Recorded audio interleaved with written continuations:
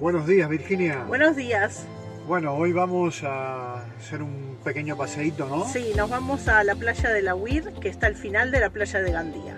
Muy bien. Vamos a dar un paseo. Pertenece también a Gandía, Sí. pero bueno, tenemos la playa Nord y la donde playa acaba de la Huir. la playa Nord, o sea, la playa del norte, ahí empieza la playa de la Huir, que también pertenece a Gandía. Sí. ¿Vale? Pues nada, vamos a recorrer un poquito hoy y nada, ahí vamos. Vamos. Vamos, amigo Virginia.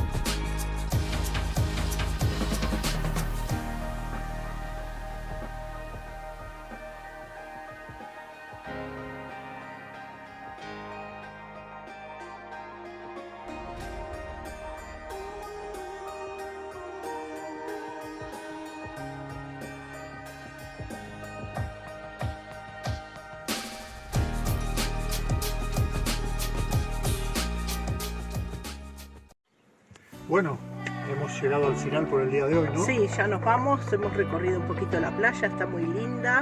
Sí, hay con las pasarelas. Hay bastante viento, por lo que no pudimos hablar nada. Sí, muchísimo viento, sí. pero bueno, está bien. Pero con las imágenes alcanzan. Sí, sí, espectaculares, ¿no? Sí, muy lindo, sí. Está muy bueno. Está lindo, sí. Bueno, esperamos que les haya gustado este vídeo. No olviden darle like, Suscribirse como siempre dejarnos un comentario y compartirlo. y seguirnos por Instagram y por Facebook Bueno, también. bueno, nada, hasta la próxima entonces. Hasta el próximo vídeo. Adiós, Virginia, adiós. Adiós.